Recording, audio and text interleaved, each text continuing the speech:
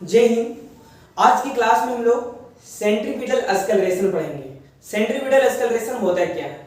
पिछले वाला वीडियो में आप लोग को फ्रीक्वेंसी, टाइम पीरियड और लीनियर स्पीड से रिलेटेड आप लोग को न्यूमेरिकल सॉल्व करवाया गया था, है ना? तो हेडिंग बनाइएगा सेंट्रीपिटल एक्सेलरेशन।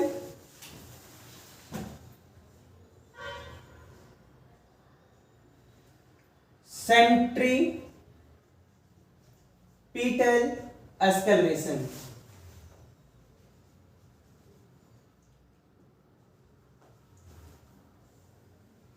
है ना। इस सेंट्रीपिटल एक्सेलरेशन को अभिकेंद्र त्वरण भी कहा जाता है। ठीक है, हिंदी में इसे अभिकेंद्र त्वरण कहा जाता है। ठीक है, देखिए सबसे पहले अगर सेंट्रीपिटल एक्सेलरेशन की बात कर रहे हैं तो ध्यान दीजिएगा कि बाबू सेंटर प्लस पिटल एक्सेलरेशन है ना। देखिए सेंटर होगा, इस पिटल को सीकिंग के भी नाम से जाना जाता है ना। एक्सेलरेशन रहेगा। देखिए सेंटर रहेगा, पिटल को फिलिक्स के भी नाम से जाना जाता है। एक्सेलरेशन रहेगा। ठीक है, देखिए सेंटर होगा प्लस पिटल को सीकिंग भी लिख सकते हैं, फिलिक्स भी लिख सकते हैं, और इसे आप टू लव भी लिख सकते हैं। एक्सेलरेशन है ना। यानी कहने का मतलब है कि आप सेंट्रीपिटल एक्सेलरेशन को सेंटर सीकिंग एक्सेलरेशन कह सकते हैं, सेंटर फ्लिक्स एक्सेलरेशन कह सकते हैं, या सेंटर टू लव एक्सेलरेशन भी आप कह सकते हैं। तो बाबू अब से अगर पूछा जाएगा पिटल को किन किन सब हम लोग वर्ड में तोड़ सकते हैं, तो पिटल को हम लोग सीकिंग भी लिख सकते हैं, फ्लिक्स भी लिख सकते हैं, और टू लव भी लिख सकते हैं। पहले ये लिख लीजिए बाबू, स्क्रीनशॉट करके लिखिएगा। ठीक है, पिटल को किस वर्ड में और किस किस वर्ड में तोड़ा जाता है? सीकिंग, फिलिक्स और टू लव। सेंटर सीकिंग एक्सेलरेशन कहिए, या सेंटर फ्लिक्स एक्सेलरेशन कहिए, या सेंटर टू लव एक्सेलरेशन कहिए। ठीक है, स्क्रीनशॉट मार के लिख लीजिएगा। देखिए बाबू सेंट्रीपिटल एक्सेलरेशन समझाने से पहले हम चाहते हैं कि इसका आप लोग पहले डेफिनेशन लिख लीजिए। ठीक है, लिखिए the acceleration of a particle moving on a circular path. The acceleration of a particle moving on a circular path which is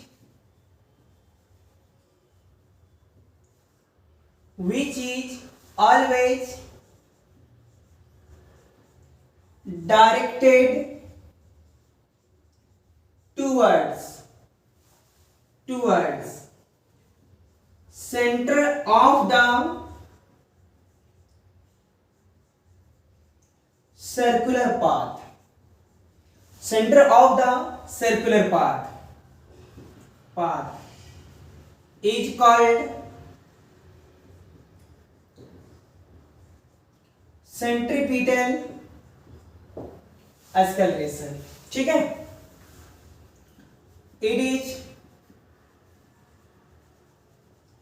denoted by ACP, vector ACP है ना। बाबू इसका यूनिट कहिएगा, यूनिट ऑफ ACP है ना। तो बाबू जो acceleration का होता है वही सेंटीमीटर एक्सेलरेशन का होता है, मीटर पर सेकेंड स्क्वायर। दूसरा अगर इसकी सीजीएस की बात कहिएगा तो सीजीएस यूनिट ऑफ एसीपी। बाबू देखिए मीटर की जगह हो जाएगा सेंटीमीटर पर सेकेंड स्क्वायर। और डायमेंशनल कहिएगा बाबू तो dimensional formula of ACP centripetal acceleration am naught L T minus 2 है ना। देखिए बाबू एक्सेलरेशन बराबर फॉर्मूला होता है वेलोसिटी बाय टाइम है ना। तो वेलोसिटी का होता है मीटर पर सेकेंड और टाइम का मेजरमेंट करते हैं सेकेंड में। सेकेंड इंटू हो जाएगा बाबू तो s इंटू एस और s इंटू एस मिलकर क्या हो जाएगा s स्क्वायर है ना। इसलिए एक्सेलरेशन का देखिए जो एक्सेलरेशन का होता है वही सेंट्रीपिटल एक्सेलरेशन का होता है। तो एक्सेलरेशन का बाबू एसआई होता है मीटर पर सेकंड स्क्वायर, सीजीएस होता है सेंटीमीटर पर सेकंड स्क्वायर और डायमेंशनल होता है am naught L T minus 2। तो जो एक्सेलरेशन का होता है वही सेंट्रीपिटल एक्सेलरेशन का। अब आपको लग रहा है कि सर कैसे होता है, ठीक है। तो बाबू किसी सर्कुलर पाथ की वजह से हम लोग एक्सेलरेशन का वैल्यू फाइंड करने वाले हैं। तो जब एक्सेलरेशन का वैल्यू जो हम लोग निकालेंगे तो वहां से आप देख लीजिएगा कि दोनों का यूनिट जो आएगा बाबू वो सेम आएगा, ठीक है। इसलिए याद रखिएगा कि जो यूनिट डायमेंशनल एक्सेलरेशन का होता है वही यूनिट डायमेंशनल सेंट्रीपिटल एक्सेलरेशन का भी होता है। लिख लीजिए थोड़ा सा स्क्रीनशॉट करके।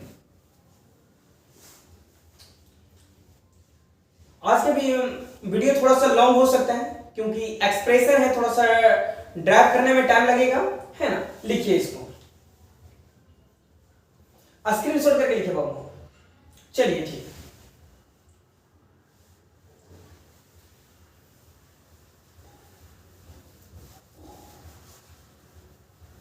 चलिए अब हम लोग बात करते हैं कि सेंट्रीपिटल एक्सेलरेशन कहते किसे हैं, है ना। पहले एक बात और ध्यान दीजिए बाबू। देखिए मान लीजिए ये कोई सर्कल है, ठीक है, और ए सर्कल के सेंटर हो गया है ना। देखिए बाबू एक चीज आपको पता होगा कि ये वाला जो लाइन होता है वो हॉरिजॉन्टल होता है, ये वाला जो लाइन होता है वो वर्टिकल होता है, ये वाला जो लाइन होता है वो हॉरिजॉन्टल होता है, ये जो लाइन होता है वो वर्टिकल होता है, ठीक है। तो यहां पे अगर डायरेक्शन देखिएगा बाबू तो डायरेक्शन दो तरह का है क्योंकि नीचे वाला ये हॉरिजॉन्टल है, ए भी हॉरिजॉन्टल है, ए वर्टिकल है और ये क्या बाबू वर्टिकल। तो मान लीजिए बाबू इसमें अगर कोई गाड़ी अगर इस प्रकार घूम रहा है ना, इस प्रकार घूम रहा है तो वो कितने डायरेक्शन को रिप्रेजेंट कर रहा होगा, दो डायरेक्शन को, हॉरिजॉन्टल वर्टिकल, हॉरिजॉन्टल वर्टिकल, दो ही डायरेक्शन में वो जा रहा है। कभी हॉरिजॉन्टल जाता है तो कभी वर्टिकल, कभी हॉरिजॉन्टल तो कभी वर्टिकल। तो बाबू एक चीज यहां पे ध्यान दीजिए कि अगर मान लीजिए कि कोई पार्टिकल यहां पे है और वह पार्टिकल v वेलोसिटी के थ्रू मूव्स कर रहा है, ठीक है। मान लीजिए यहां पे बाबू कोई पार्टिकल हमने एक टेंजेंट ड्रॉ करके डायरेक्शन दिखाया, मान लीजिए वो पार्टिकल यहां पे है और इस पार्टिकल का अगर डायरेक्शन देखना है तो मान लीजिए इसका वेलोसिटी ये हो गया है ना। कोई पार्टिकल मान लीजिए वही पार्टिकल बाबू मूव्स करते करते यहां आ गया, अब उस पार्टिकल का डायरेक्शन देखना है तो इसका डायरेक्शन ये हो जाएगा। मान लीजिए वो पार्टिकल बाबू यहां गए, टेंजेंट ड्रॉ कीजिए, इसका डायरेक्शन ये हो जाएगा। तो बाबू हमें पहले अब एक चीज ध्यान दीजिए कि सर्कुलर पाथ में मूव्स करने वाली पार्टिकल या बॉडी है ना वो 1D में घूमता है या 2D में घूमता है। बाबू एक ही डायरेक्शन में ना घूम रहा है, कितने डायरेक्शन में घूम रहा है देखिए। वर्टिकल देखिएगा बाबू, वर्टिकल हॉरिजॉन्टल, वर्टिकल हॉरिजॉन्टल। तो बाबू सर्कुलर मोशन 1D नहीं होता है बल्कि सर्कुलर मोशन 2D होता है, दो डायरेक्शन को रिप्रेजेंट करता है। ध्यान से देखिएगा, देखिए ये हो गया आपका हॉरिजॉन्टल, वर्टिकल, हॉरिजॉन्टल और फिर वर्टिकल। तो सर्कुलर मोशन बाबू कितने डी को रिप्रेजेंट करता है, 2 डायमेंशन को रिप्रेजेंट करता है, दो डायरेक्शन को रिप्रेजेंट करता है, ठीक है। चलिए अब हम लोग जानते हैं कि सेंट्रीपिटल एक्सेलरेशन किसे कहते हैं। तो बाबू अगर आप एक्सेलरेशन की बात करिएगा, एक्सेलरेशन की बात करिएगा तो एक्सेलरेशन क्या कहता है बाबू, चेंज इन वेलोसिटी, वेलोसिटी का चेंज होना एक्सेलरेशन कहलाता है, वेलोसिटी का चेंज होना एक्सेलरेशन कहलाता है। लेकिन वेलोसिटी के वजह से डायरेक्शन में चेंज आना, वेलोसिटी के वजह से डायरेक्शन में चेंज आना सेंट्रीपिटल एक्सेलरेशन कहलाता है। बाबू ध्यान दीजिएगा, देखिए व्हाट इज एक्सेलरेशन, एक्सेलरेशन क्या है, वेलोसिटी का चेंज होना, वेलोसिटी का चेंज होना एक्सेलरेशन कहलाता है। लेकिन वेलोसिटी की वजह से डायरेक्शन में चेंज आना, वेलोसिटी के वजह से डायरेक्शन में चेंज आना सेंट्रीपिटल एक्सेलरेशन कहलाता है। देखिए एक्सेलरेशन की बात कहिएगा, वेलोसिटी का चेंज होना है ना, वेलोसिटी का चेंज होना एक्सेलरेशन कहलाता है। लेकिन सेंट्रीपिटल एक्सेलरेशन कहिएगा तो वेलोसिटी के वजह से, वेलोसिटी के वजह से डायरेक्शन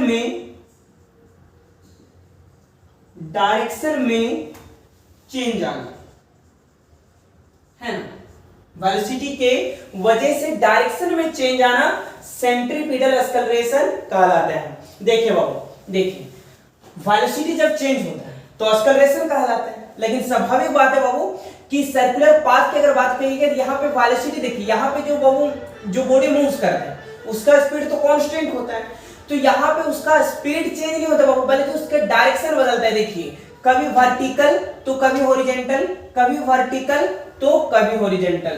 तो जब आपसे पूछा जाएगा कि एक्सेलरेशन और सेंट्रीपिटल एक्सेलरेशन में क्या अंतर है, तो एक्सेलरेशन कहता है कि वेलोसिटी का चेंज होना एक्सेलरेशन कहलाता है, लेकिन वेलोसिटी के वजह से डायरेक्शन में चेंज आना, वेलोसिटी के वजह से डायरेक्शन में चेंज आना सेंट्रीपिटल एक्सेलरेशन कहलाता है ना।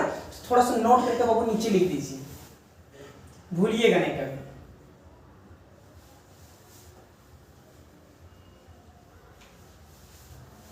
चलिए ठीक है, नोट करके जहां पे आप डेफिनेशन लिखें, यूनिट डायमेंशन जहां पे लिखें वहीं पे नोट करके लिख दीजिए एक्सेलरेशन यानी वेलोसिटी का चेंज होना, सेंट्रीपिटल एक्सेलरेशन यानी वेलोसिटी की वजह से डायरेक्शन में चेंज आना, डायरेक्शन में चेंज आना सेंट्रीपिटल एक्सेलरेशन कहलाता है।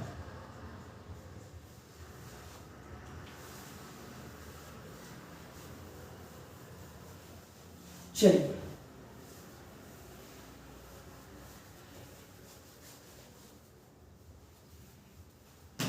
सर्कुलर मोशन कितना D, 2d।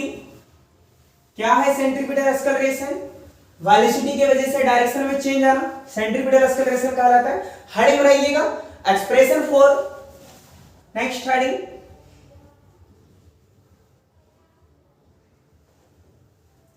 Expression for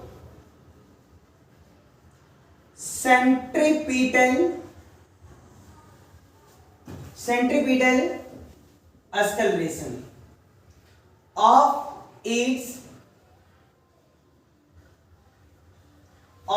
its circular path। expression for centripetal acceleration of its circular path, किसी सर्कुलर पाथ के वजह से एक्सेलरेशन का वैल्यू क्या होगा। देखिए बाबू ये वीडियो थोड़ा सा लॉन्ग होने वाला है, लेकिन बहुत ही इंटरेस्टिंग है, बहुत ही कुछ आपको सीखने के लिए मिलेगा, इसलिए कृपया करके आप पूरे ध्यान जो है आप मेरे ओर रखेंगे, है ना, तो ही आपको मजा आएगा। ठीक है चलिए देखिए बाबू, एक वही सर्किल ले लीजिए, सर्किल हो गया। देखिए बाबू एक चीज और आपको बताना चाहेंगे कि मान लीजिए कि कोई एक पार्टिकल वे वेलोसिटी के थ्रू मूव्स कर रहा है, ध्यान दीजिएगा, कोई पार्टिकल वे वेलोसिटी के थ्रू मूव्स कर रहा है, तो उस पार्टिकल का वेलोसिटी इस हॉरिजॉन्टल में क्या होगा और उस पार्टिकल का वेलोसिटी वर्टिकल में क्या होगा। हॉरिजॉन्टल पूछे तो vx और वर्टिकल पूछे तो vy, है ना। तो बाबू ये हॉरिजॉन्टल है और ये क्या है, वर्टिकल है, तो vx बराबर क्या है, इस v cos थीटा लिख सकते हैं हॉरिजॉन्टल के लिए, हॉरिजॉन्टल के लिए, और वर्टिकल के लिए कहिएगा बाबू तो vy बराबर v sin थीटा वर्टिकल के लिए, है ना। देखिए बाबू अगर यही चीजें मान लीजिए यहां पे ये होता तो यहां ax होता, यहां ay, तो ये x का था तो क्या होता बाबू a cos थीटा हॉरिजॉन्टल के लिए, और वर्टिकल के लिए क्या होता बाबू a sin थीटा। देखिए बाबू हम सेकेंड चैप्टर स्केलर वेक्टर बाबू का इसका स्केलर वेक्टर का हमको कोई वीडियो अपलोड नहीं किया यूट्यूब में। एक टॉपिक था रिजुलेशन ऑफ वेक्टर, उसमें ये कॉन्सेप्ट क्लियर किया गया है, ठीक है। तो हम ये वीडियो कभी जब भी मौका मिलेगा हम अपलोड कर देंगे। फिलहाल आप यहां से समझने का प्रयास कीजिए। देखिए अगर मान लीजिए अगर यहां m होता तो यहां mx होता और यहां पे my होता। तो बाबू जब भी mx की बात हो तो m cos थीटा और my हो तो m sin थीटा। मान लीजिए px हो तो बाबू p cos थीटा और मान लीजिए py हो तो p sin थीटा, ठीक है ना। चलिए याद रखिएगा कॉन्सेप्ट। अब मान लीजिए बाबू rx हो तो क्या कीजिए, देखिए x क्या हॉरिजॉन्टल, हॉरिजॉन्टल यानी बेस, और बेस में कौन सा थीटा होता है, sin थीटा होता है। ry यानी वर्टिकल, वर्टिकल यानी परपेंडिकुलर, और परपेंडिकुलर में कौन सा थीटा होता है, यानी क्या हो जाएगा ry बराबर r sin थीटा। चलिए ये सब थोड़ा थोड़ा चीजें याद रखिएगा बाबू, बेसिक चीजें। देखिए तो बाबू मान लीजिए ये हॉरिजॉन्टल हो गया और ये आपका वर्टिकल हो गया। हॉरिजॉन्टल यानी x, वर्टिकल यानी y, और एक कंपोनेंट हमने वेक्टर r लिया जो कि r और x के बीच एंगल जो है वो थीटा है। सुनिए बाबू, अगर बाबू मान लीजिए कि अगर ये कंपोनेंट r है तो ये क्या हो जाएगा बाबू, rx हो जाएगा, और ये क्या हो जाएगा बाबू, ry हो जाएगा, है ना। तो क्या यहां पे हम rx ले सकते हैं और यहां पे क्या हम ry ले सकते हैं। देखिए और बाबू ये सर्कल का सेंटर है इसलिए ओरिजिन इसे o से डिनोट करेंगे, ध्यान दीजिए। और मान लीजिए जो पार्टिकल v वेलोसिटी के थ्रू वो मूव कर रहा था, देखिए है ना। लेट करके थोड़ा सा लिख देते हैं क्या है, थीटा आपको पता है बाबू, थीटा छोड़ देते हैं, थीटा आपको पता है एंगुलर डिस्प्लेसमेंट होता है ना। देखिए बात कीजिएगा वेक्टर आर, तो बाबू वेक्टर आर पोजीशन वेक्टर है, पोजीशन वेक्टर है ना। देखिए बाबू पोजीशन वेक्टर कहने का मतलब है, देखिए पोजीशन वेक्टर को किससे दर्शाते हैं, ओरिजिन से दर्शाते हैं, और ओरिजिन से जाने वाले वेक्टर को ही क्या कहते हैं बाबू, पोजीशन वेक्टर कहते हैं। और ये पोजीशन वेक्टर बाबू दो वेक्टर, दो कंपोनेंट के बीच है, एक x और दूसरा y। Those vector which have go from one position to another position. तो एक पोजीशन से दूसरे पोजीशन के बीच है बाबू पोजीशन वेक्टर, और एक पोजीशन से दूसरे पोजीशन को रिप्रेजेंट करने वाले वेक्टर को क्या कहते हैं, डिस्प्लेसमेंट वेक्टर। इसलिए ओरिजिन से जाने वाले वेक्टर को हम पोजीशन वेक्टर के साथ साथ इसे डिस्प्लेसमेंट वेक्टर भी कहेंगे, डिस्प्लेसमेंट वेक्टर। और ओमेगा की बात कहिएगा तो ये हो जाएगा कांस्टेंट एंगुलर स्पीड, है ना। और v कहिएगा तो ये हो जाएगा लीनियर स्पीड, है ना। और वेक्टर ACP ये हो जाएगा सेंट्रीपिटल एक्सेलरेशन। फटाक से इसे ड्रॉ कीजिए, फिगर को ड्रॉ कीजिए, थोड़ा सा लेट करके ये सब लिख लीजिए। चलिए स्क्रीनशॉट करके लिखिए बाबू, तभी ये वीडियो छोटा बन पाएगा और आपको ज्यादा से ज्यादा समझ में आएगा। चलिए हो गया। देखिए अब बाबू एक चीज ध्यान दीजिए, मान लीजिए ये वेक्टर ए है और ये वेक्टर क्या बाबू बी, इसके बीच वाले वेक्टर को क्या कहते हैं, रिजल्टेंट वेक्टर। और रिजल्टेंट वेक्टर क्या बाबू, रिजल्टेंट वेक्टर किसे कहते हैं, रिजल्टेंट वेक्टर का मतलब होता है किसी भी दो वेक्टर का सम, किसी भी दो वेक्टर का सम रिजल्टेंट वेक्टर कहलाता है। व्हाट इज रिजल्टेंट वेक्टर, दो वेक्टर का सम ही क्या कहलाता है, रिजल्टेंट वेक्टर। तो बाबू ए के जगह यहां rx है और b के जगह ry और यहां पे बाबू r है, तो रिजल्टेंट यानी r, है ना, रिजल्टेंट यानी r, और रिजल्टेंट क्या बाबू किसी भी दो वेक्टर का सम, यानी rx प्लस क्या हो जाएगा बाबू ry, है ना। देखिए तो इसे हम ऐसे लिख सकते हैं, देखिए नाउ देखिए कि vector r is equal to यानी रिजल्टेंट किसी भी दो वेक्टर का सम, तो यहां पे हो जाएगा vector rx plus vector ry। बाबू वेक्टर r इक्वल टू, ध्यान दीजिएगा x का मतलब क्या है हॉरिजॉन्टल, और हॉरिजॉन्टल में कौन सा थीटा होता है cos थीटा, तो इसे हम r cos थीटा लिखेंगे प्लस y यानी वर्टिकल, और वर्टिकल में कौन सा थीटा होता है sin थीटा होता है। देखिए vector r is equal to, ध्यान दीजिएगा बाबू, बाबू आपने एक फॉर्मूला पढ़ा था omega is equal to theta by T. अगर यहां से थीटा अगर निकालते हैं तो क्रॉस मल्टीपल क्या हो जाएगा ओमेगा टी, तो बाबू r रहने देते हैं, cos रहने देते हैं, और जहां पे बाबू थीटा है, क्या थीटा के बराबर ओमेगा टी लिख सकते हैं, तो जहां थीटा है वहां ओमेगा टी लिखिए, omega T r sine omega T, है ना। Vector r is equal to r cos omega T plus r sin omega T, है ना। देखिए और इस इक्वेशन को मान लीजिए 1। देखिए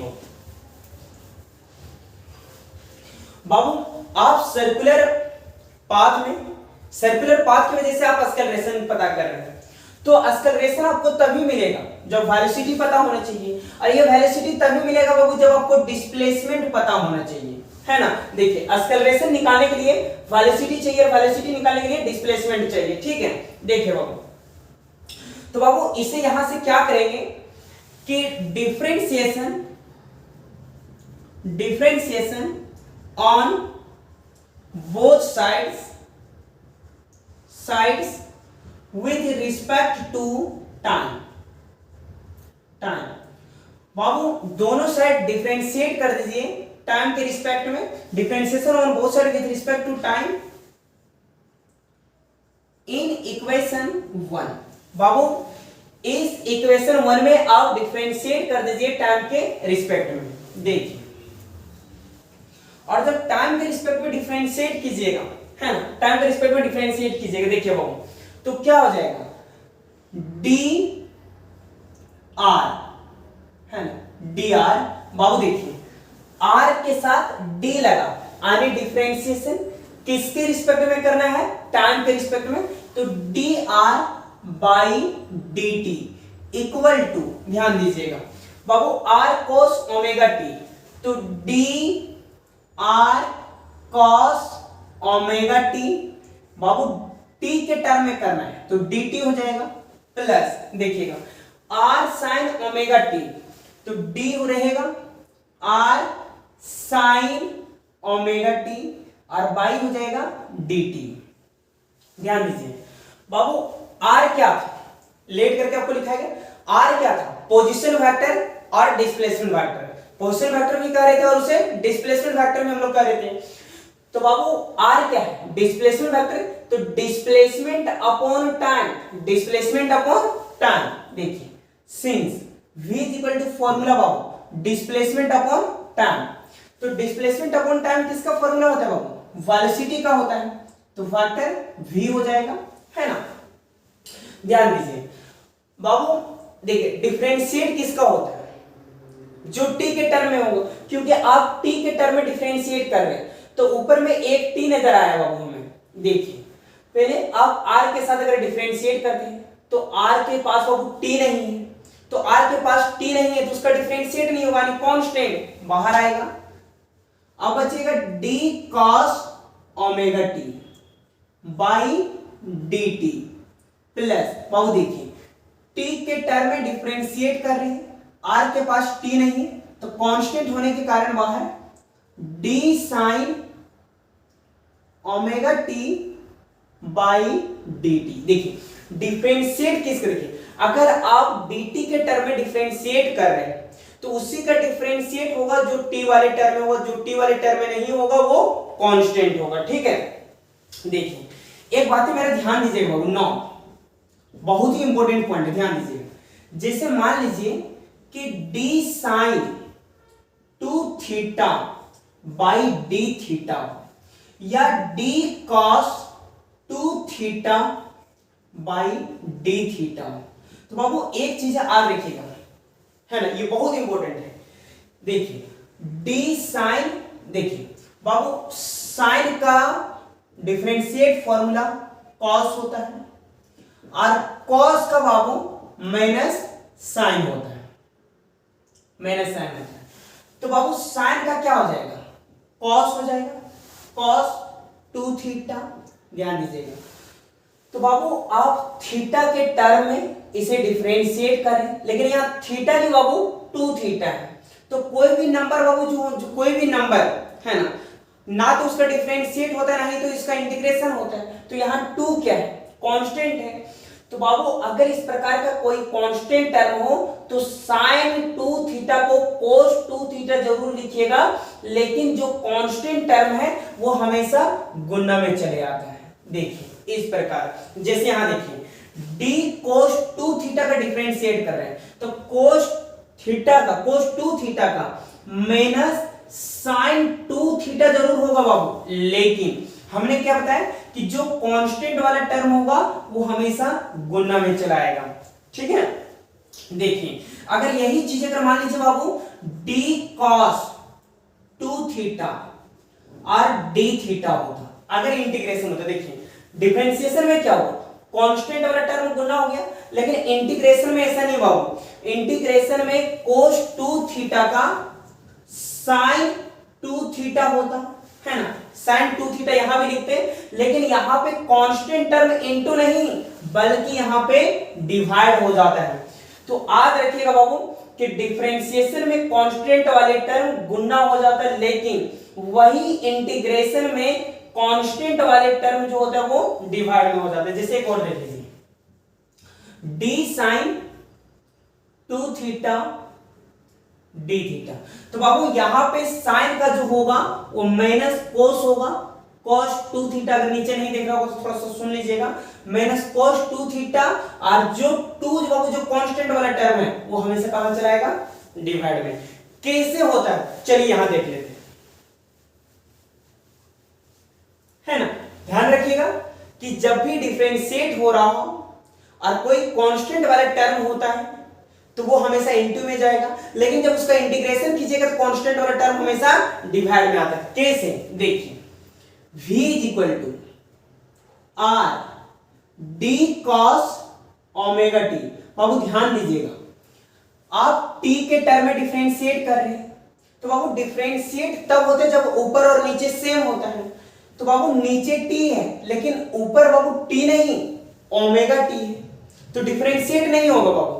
डिफरेंशिएट होने के लिए ऊपर भी t होना चाहिए और नीचे भी t होना चाहिए तभी, लेकिन ऊपर t नहीं ओमेगा t है, तो बाबू इसका डिफरेंशिएट कैसे कीजिएगा, डिफरेंशिएट उसी का होता है जिसका ऊपर नीचे सेम होता है, लेकिन नीचे t है ऊपर ओमेगा t है। तो बाबू इस कंडीशन में क्या करेंगे कि इस एंगल के पास जो टर्म, एंगल के पास टर्म है उसी एंगल के टर्म से हम डिवाइड कर देंगे और उसी एंगल वाले टर्म को इनटू कर देंगे हम dt के रिस्पेक्ट में, ठीक है।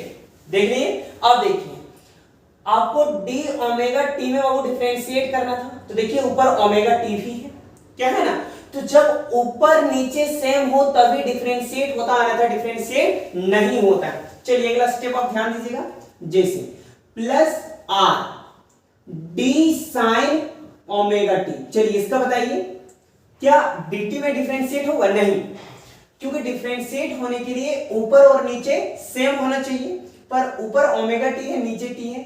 तो इस सिचुएशन में क्या करेंगे कि इसी एंगल वाले टर्म से हम लोग डिवाइड करेंगे, इसी एंगल वाले टर्म से अब हम लोग इनटू करेंगे, किसके टर्म में, t के टर्म में। देखिए v is equal to r होगा, बाबू कोस का डिफरेंशिएशन माइनस साइन होता है, तो माइनस साइन ओमेगा टी, क्योंकि मैंने पहले बताया डिफरेंशिएट उसी का होता है जिसका ऊपर नीचे सेम होता है। देखिए नीचे t ऊपर बाबू ओमेगा टी, और आपको पता है ओमेगा कांस्टेंट है, तो ओमेगा यहां कांस्टेंट होने की वजह से बाहर निकालिए, तो क्या बचेगा dt upon dt plus r रहेगा, साइन का क्या हो जाएगा बाबू cos ओमेगा टी, क्या होगा ना, और ओमेगा कांस्टेंट होने के कारण बाहर, तो dt बाई क्या बचेगा dt।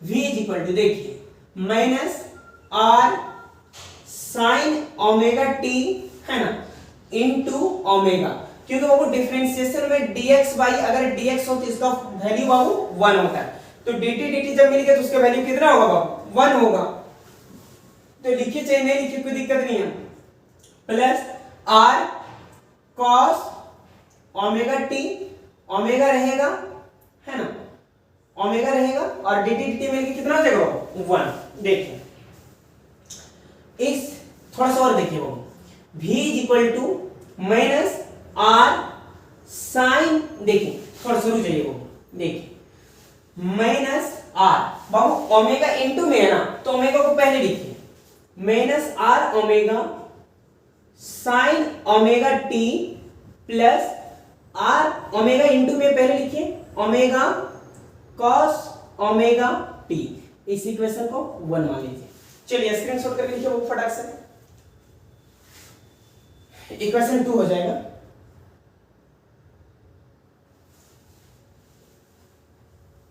चलिए स्क्रीनशॉट मार के लिखिए बाबू जल्दी।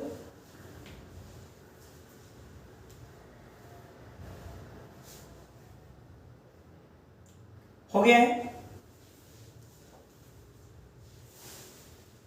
चलिए स्क्रीनशॉट जल्दी कीजिए। कितना हड़बड़ा रहे हैं सर आप, क्या करें, थोड़ा सा लॉन्ग है।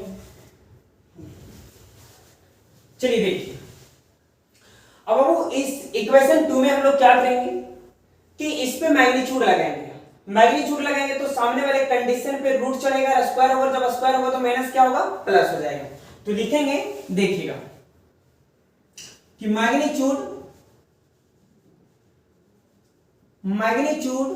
ऑफ वेक्टर v, ध्यान दीजिएगा अनिवार्य पे। देखिए बाबू जब इस पे मैग्नीट्यूड कीजिएगा है ना, देखिए थोड़ा सा इधर हम लिख देते हैं मैग्नीट्यूड ऑफ वेक्टर v। देखिए वेक्टर v पे मैग्नीट्यूड कीजिएगा बाबू, तो इसके सामने वाले जो भी कंडीशन होते हैं उस पे रूट होते हैं और स्क्वायर होते हैं, तो minus r omega sine omega T का whole square plus r omega cos omega T का होल स्क्वायर। देखिए मैग्नीट्यूड हटेगा तो डायरेक्शन भी हटेगा, तो क्या बचेगा v रूट अंडर बाबू r का अगर स्क्वायर कीजिएगा या माइनस का स्क्वायर कीजिएगा तो माइनस क्या हो जाएगा बाबू प्लस, तो यहां r का स्क्वायर कीजिए r स्क्वायर, ओमेगा का कीजिए omega square, sine square omega T plus यहां भी स्क्वायर कीजिए r square omega square cos square omega T, तो v is equal to root under, देखिए r स्क्वायर ओमेगा स्क्वायर यहां से कॉमन ले लीजिए, तो r स्क्वायर ओमेगा स्क्वायर यहां से कॉमन आएगा, तो अंदर क्या बचेगा sine square omega T plus cos square omega T. ध्यान दीजिए तो v इज इक्वल टू बाबू क्या हो जाएगा r square omega square sine square theta plus cos square theta is equal to मिलके क्या बनता है 1 बनता है, तो क्या v is equal to r square omega square लिख सकते हैं। देखिए बाबू ये तो लिख लिए आप लोग, स्क्रीनशॉट पहले मार लिए। देखिए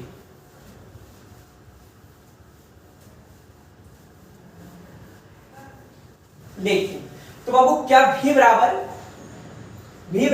ध्यान दीजिएगा रूट हटाइए, देखिए r का बाबू स्क्वायर हटाइएगा जिसका रूट भी हटेगा, अगर इसी प्रकार ओमेगा का बाबू स्क्वायर हटाइएगा तो क्या हटेगा रूट हटेगा, तो v इज इक्वल टू हमें क्या मिला finally v is equal to r omega, है ना। अब आपको लग रहा होगा कि सर आपने पिछले क्लास में तो बड़ा इसमें बहुत ही शॉर्ट बताया था फॉर्मूला लाने के लिए v is equal to r omega, है ना। हाँ बाबू देखिए क्योंकि एक्सेलरेशन निकालना है तो वेलोसिटी जानना जरूरी था, और वेलोसिटी निकालना था तो डिस्प्लेसमेंट जानना जरूरी था। तो पहले डिस्प्लेसमेंट देखें, फिर वेलोसिटी देखा। अब अगर वेलोसिटी मिल गया तो आप आसानी से एक्सेलरेशन निकाल लेंगे। लिख लीजिए वो इतना थोड़ा सा,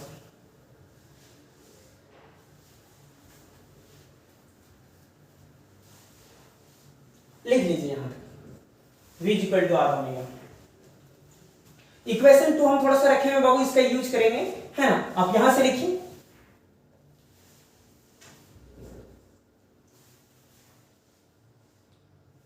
चलिए क्या स्क्रीनशॉट मार लिया, है ना। यहां से मैग्नीट्यूड करना था, देखिए मैग्नीट्यूड किया हुआ हमने, v equal to R omega. चलिए फटाक से एकदम जल्दी एकदम मारिए स्क्रीन।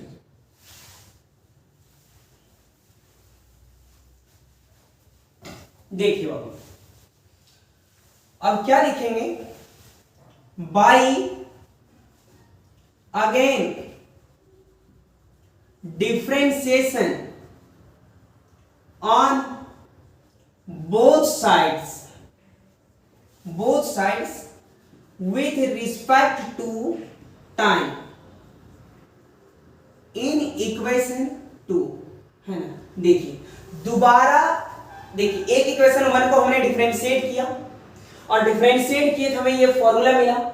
अब हम दूसरे इक्वेशन को बाबू दोबारा जब इसे डिफरेंशिएट करेंगे तो हमें फाइनली एक्सेलरेशन मिल जाएगा, ठीक है। तो देखिए डी, देखिए इसका डिफरेंशिएट कीजिए, डी भी, है ना, बाई डी टी। क्योंकि बाबू देखिए डिफरेंशिएट करना है हमें टाइम के रिस्पेक्ट में, इन इक्वेशन 2 में क्या हो जाएगा, D minus R omega sine omega T by D T plus D R cos omega T by D T. अभी डालते इसको, है ना। देखिए ध्यान दीजिए बाबू, वेलोसिटी बाई टाइम किसका फॉर्मूला होता है, एक्सेलरेशन का। एक्सेलरेशन बराबर वेलोसिटी बाई टाइम। तो एक्सेलरेशन नहीं, सेंट्रीपिटल एक्सेलरेशन जानना है, इसलिए इसे लिखेंगे एसीपी इक्वल टू, बाबू ध्यान दीजिए, टी के टर्म में डिफरेंशिएट। तो बाबू ना तो आर के पास टी है, ना ही तो ओमेगा के पास टी है, तो ये दोनों कांस्टेंट बाहर निकलेगा बाबू, आर ओमेगा बचा D sine omega T by D T plus, देखिए बाबू यहां पे, यहां शायद डी आर, यहां भी ओमेगा होगा। देखिए यहां बाबू आर और इस ओमेगा, देखिए टी के टर्म में डिफरेंशिएट, और ना ही तो टी जो है वो आर के पास है, ना ही तो ओमेगा के पास है, तो ये दोनों बाहर आएगा, आर ओमेगा, और यहां हो जाएगा D cos omega T by D T. ध्यान दीजिए बाबू, ACP equal to minus R omega, है ना, और डी साइन ओमेगा टी, क्या बाबू डी साइन ओमेगा टी का डिफरेंशिएट डी टी के टर्म में होगा क्या, नहीं बाबू बिल्कुल नहीं, क्योंकि डिफरेंशिएट उसी का होता है जिसका ऊपर नीचे सेम होता है। तो नीचे टी है और ऊपर ओमेगा टी है, तो इस सिचुएशन में क्या करते हैं बाबू कि उसी एंगल वाले टर्म को हम लोग डिवाइड करते हैं, और उसी एंगल वाले टर्म को बाबू इनटू कर देते हैं। किसके रिस्पेक्ट में, टी के रिस्पेक्ट में कर रहे हैं डिफरेंशिएट, तो टी के रिस्पेक्ट में होगा। देखिए आर होगा omega D cos omega T, देखिए आर ओमेगा रहने दिए, डी कॉस ओमेगा टी, और यहां क्या हो जाएगा बाबू D omega T. Sir D T क्यों नहीं लिखा बाबू, हम लोग डिफरेंशिएट कर रहे हैं, डिफरेंशिएट होने के लिए बाबू ऊपर नीचे टर्म सेम होना चाहिए, इसीलिए इस एंगल वाले टर्म को हम लोग डिवाइड करते हैं, और इसी एंगल वाले टर्म से हम लोग इनटू वी कर देते हैं टी के टर्म में। देखिए पीछे वाला सिचुएशन देखिए, तो ACP equal to minus R omega. बाबू साइन ओमेगा टी का डिफरेंशिएशन क्या होता है बाबू, कोस होता है, कॉस ओमेगा टी, है ना, और ओमेगा कांस्टेंट होने के कारण क्या होगा, बाहर आएगा, ओमेगा बाहर आएगा, ओमेगा बाहर, क्या बचेगा dt बाई dt प्लस, देखिए आर ओमेगा होगा, आर ओमेगा, और कोस ओमेगा, देखिए कोस ओमेगा टी का डिफरेंशिएशन क्या होता, माइनस साइन ओमेगा टी, है ना। और ओमेगा कांस्टेंट होने के कारण क्या होगा बाबू, बाहर, और इनटू में हो जाएगा dt बाई dt।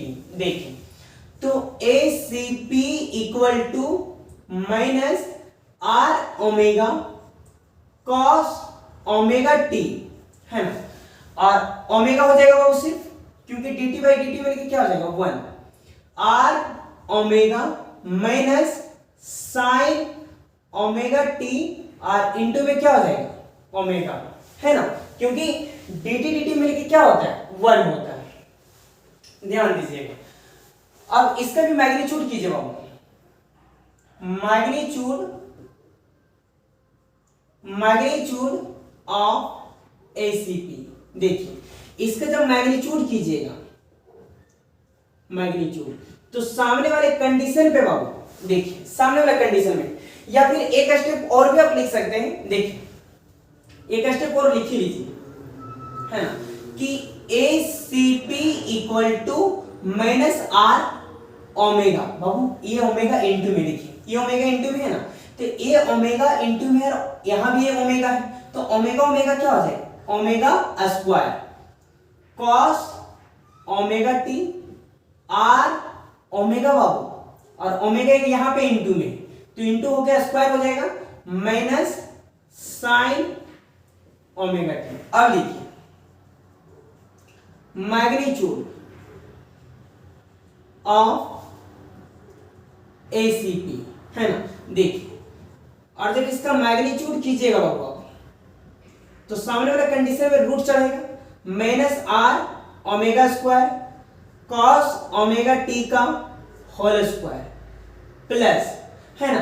अब यहां बाबू माइनस, ये जो माइनस को बाहर निकाल देते हैं, minus R omega square sine omega T का होल स्क्वायर, मैग्नीट्यूड हटेगा डायरेक्शन हटेगा, तो ACP इक्वल टू, देखिए रूट अंडर माइनस का स्क्वायर कीजिए बाबू, प्लस हो जाएगा, तो आर स्क्वायर ओमेगा का स्क्वायर कीजिएगा तो ओमेगा कितना हो जाएगा 4, 2 पहले से था, स्क्वायर कीजिएगा तो 4 हो जाएगा, और cos square omega T plus, देखिए माइनस का स्क्वायर कीजिएगा प्लस, यहां भी हो जाएगा R square omega 4 sine square omega T, है ना। लिख लीजिए, यहां तक लिखिए बाबू, लास्ट है हो जाएगा, लिख लीजिए।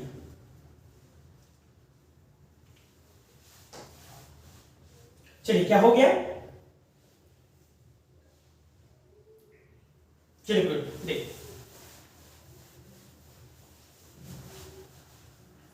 देखिए बाबू, तो इसे ऐसे लिख सकते हैं ACP इक्वल टू, ध्यान दीजिएगा बाबू, R square omega 4, R square omega 4 common आएगा, आर स्क्वायर ओमेगा 4 कॉमन हो जाएगा, है ना। तो अंदर क्या बचेगा, cos square omega T plus sine square omega T, cos square omega T plus sine square omega T. देखिए तो ACP इज इक्वल टू, ध्यान दीजिएगा कि आर स्क्वायर ओमेगा 4 होगा, और cos square theta plus sine square theta is equal to क्या होता है 1, तो क्या ACP is equal to R square omega 4 हो जाएगा। और देखिए यहां से ACP निकालिएगा बाबू, तो आर का स्क्वायर हटेगा तो रूट हटेगा, तो सिर्फ क्या होगा आर, और ओमेगा का, ओमेगा बाबू 4 है, तो 4 का रूट कितना होता है 2, तो क्या हो जाएगा ACP is equal to R omega square. यानी फाइनली हम लोग जिस सर्कुलर पाथ की वजह से जो सेंट्रीपिटल एक्सेलरेशन का फॉर्मूला फाइंड कर रहे थे वो क्या मिला, ACP is equal to R omega square. ठीक है, लिखिए थोड़ा सा इसे मिटा देते बाबू,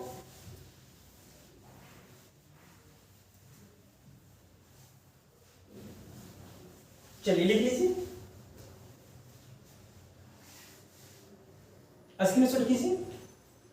ठीक है, देखिए और थोड़ा देखिए, वी नो दैट, हम लोग जानते हैं कि v is equal to formula होता है आर ओमेगा, है ना। क्या होता है ना बाबू, अगर यहां से ओमेगा निकालिएगा तो v बाई क्या हो जाएगा आर। देखिए तो नाउ, या फिर देखिए डायरेक्ट लिख सकते हैं, नाउ कीजिए, नाउ देखिए कि ACP is equal to R होगा। बाबू ये फॉर्मूला आप लोग पढ़े, v is equal to R omega, यहां से ओमेगा निकाले v बाई क्या हो गया बाबू आर, तो आर रहने दिए और इस ओमेगा जगह बाबू, इस ओमेगा के जगह पे हम v बाई आर लिखेंगे, v बाई आर। पर बाबू यहां पे स्क्वायर है ना, यहां पे स्क्वायर है तो यहां पे भी स्क्वायर होगा।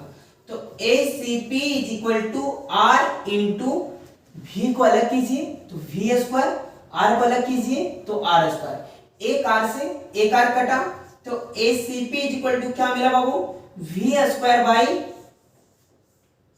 मोस्ट इंपोर्टेंट, बहुत ही इंपोर्टेंट ये फॉर्मूला आप ड्राइव किए, सेंट्रीपिटल एक्सेलरेशन का फॉर्मूला आर ओमेगा स्क्वायर और एक आया बाबू v स्क्वायर बाई आर। इस दोनों से न्यूमेरिकल पूछे जाते हैं, सबसे इंपॉर्टेंट अगर देखेंगे बाबू तो ये है ACP is equal to R omega square. ठीक है, लिख लीजिए इसे। एक और लॉन्ग हो सकता है आपका, एक थ्योरी और है जो कि लॉन्ग होगा, और वो है आइंस्टीन एनर्जी मास रिलेशन।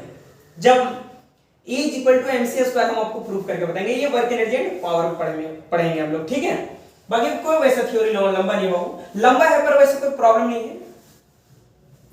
ठीक है, तो ठीक है बाबू, मिलते हैं नेक्स्ट वीडियो में हम, तब तक के लिए जय हिंद।